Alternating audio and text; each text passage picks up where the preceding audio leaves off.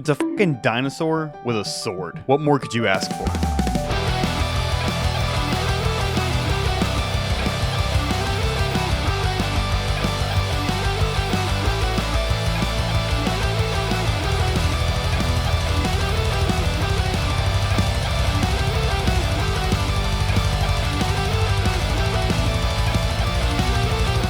I am fairly certain that at some point in everyone's life, they have gone through a dinosaur obsessive phase. People like myself, born in the 90s, that grew up with Barney and The Land Before Time, this definitely rings true. So when I saw that Dinoblade, developed by Team Spino, was going to be releasing on July 23rd, 2026, I knew I was going to be all over that. Personally, my favorite dinosaur is and has always been the Spinosaurus. So when you show me a game that you play as a Spinosaurus, wielding a sword, parrying other dinosaurs that are also wielding weapons, how could I possibly miss out on this one? My name is Avery, and welcome to Dinoblade, the review. First up, combat. The combat in this game is very awesome in spectacle and very tight in the technical aspect. In Dinoblade, your main damage mitigation is going to be your parry, but you can also dodge, and that is a completely viable strategy as well. You can also sprint and jump around enemies to avoid damage as well. The parrying in this game feels a lot like it does in Stone Machia, which is a compliment for me because I loved Stone Machia. The visual effects for the parries add a very cool layer to it as well. There were some times in the game that I felt like the parrying wasn't quite working and that the game actually wouldn't let me do it. This usually happened if I was in the middle of getting comboed by a boss or an enemy, so I'm not sure if I was just getting stun locked or what it was. This happened every now and then, but was a major problem in one of the bosses, which I'll get into in a bit. But again, not sure if it was intentional or if I was honestly just playing poorly. But I know in other parry-based games, you can get hit and then usually bring up a parry to kind of get yourself out of the combo, which didn't seem to be the case in this game. Continuing on with the combat, let's talk about the posture bar. Every boss in this game is going to have its own posture bar underneath its health bar. You fill this up by successfully parrying their attacks and by just simply doing damage to them. However, the boss can recover some of its posture by damaging you, so make sure that you've got your dodges or your parries on lock. When the bar fills up all the way, it's going to turn yellow and the boss can no longer recover that posture. When the bar turns yellow, your next successful parry is going to trigger a pretty decent counterattack. This is going to do a great bit of damage. I really like how it wasn't an immediate award after filling up the posture bar, that you had to parry again to actually get that reward. Kind of just makes you earn it a little bit more. In Dinoblade, you have your normal attacks like other Souls-like games. You have your normal R1 attacks that you can chain together for a big combo that's going to end in a big finishing move. R2 is going to be your heavy attacks, which you can charge to make heavier, and you can do both of these attacks while jumping. There was an early game boss that I pretty much beat by exclusively jump R2 spamming. You can also hold L2 for a charged ranged attack, which is really neat even though I barely used it. Your weapon throughout the game is obviously going to be your sword. However, there are going to be other swords in the game that you can obtain from bosses or just find in the wild. The sword I recommend the most is found in the wild, so I would recommend doing some exploring. In Dinoblade, of course, you have your red health bar. On top of this, you have your blue resonance bar and your gray stamina bar. The resonance bar is going to be used for your special abilities, which I'll get into in a moment. Your stamina bar is pretty beefy, especially if you put points into stamina. You will be able to do a lot of actions before you run out of stamina. However, do be wary of it running out because once it does run out, it regenerates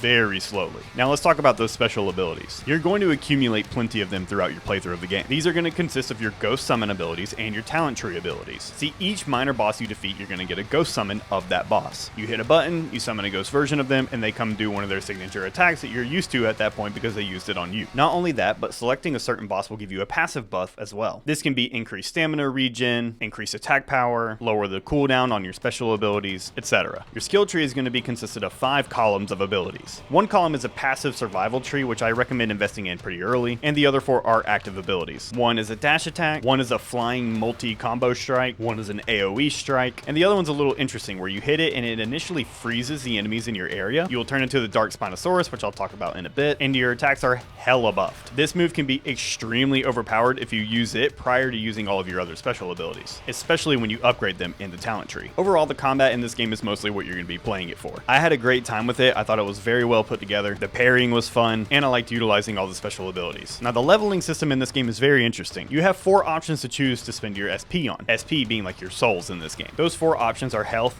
strength, resonance, and stamina. Obviously, your health is your health, your strength is your attack power from your regular melee attacks, your resonance is how much resonance you have, and likewise with stamina. I say it's interesting because it's not like a regular game where you're upgrading it 1 or 2 points at a time. It's more like you're putting hundreds of points into one of them at any given time. For example, by the end of the game, I had over 1,000 resonance just so I could boost that mana bar and use my special abilities as much as possible. You get regular SP just by killing regular enemies and exploring in the wild, and you get boss SP obviously from beating bosses. The boss SP is how you upgrade your talent tree. Now let's talk about level design. I didn't really know what to expect going into this game, and I thought it honestly could have just been a boss rush game, but I was actually pretty surprised with the levels. Each one of the zones had its own theme that really gave it its own identity. Some of them were pretty linear and the other ones were basically just wide open areas. I had a fun time in the first wide open area because it was a bright zone and I really just felt like I was walking around looking for each boss to beat. The regular enemies in the game were a fun time to fight as well. Some of them were just one-shot kills, but other ones like the T-Rex enemies could actually pose a decent challenge. Really, my only gripe with the level designs is that the third and the fourth area could have used a bit of a lighting boost. I understand it was the theme, but the third area specifically was very dark, it was a stormy area, and you were kind of just relying on the lightning to show you your path. If you're trying to find hidden things in the games like extra heals or the swords that I mentioned earlier, the darkness can really make the zone a pain to search through. But that's really all I had to complain about when it came to the levels. Now let's talk about the bosses. The bosses in this game were a ton of fun to fight. I couldn't help but fight these bosses with a giant smile on my face, as it was really just my inner child witnessing pure cinema by watching two big-ass dinosaurs duke it out with swords. Plus, I really enjoyed how most of these bosses were designed. There were really only two bosses that I didn't enjoy that much, but obviously I'll get into that in the boss ranking video that's coming up next. Speaking of boss ranking videos, you should go check out the one I just dropped on Mask of Soul and watch the review along with it. I'll link those videos in the description. Make sure you like and subscribe while you're there. And now back to the review. Next, let's talk about the story. You're a dinosaur, you have a sword. The end. Just kidding.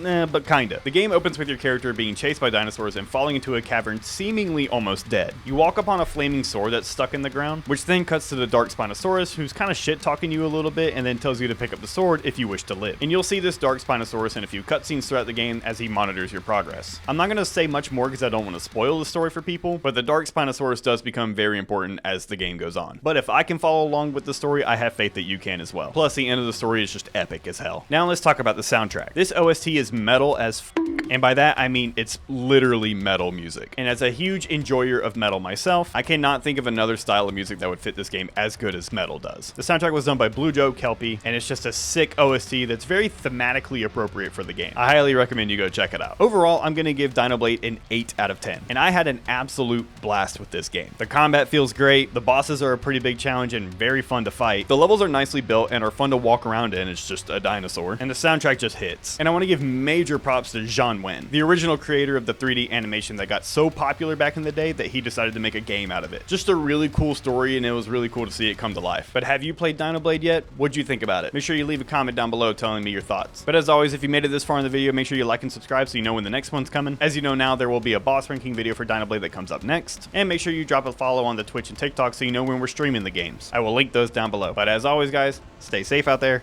Peace.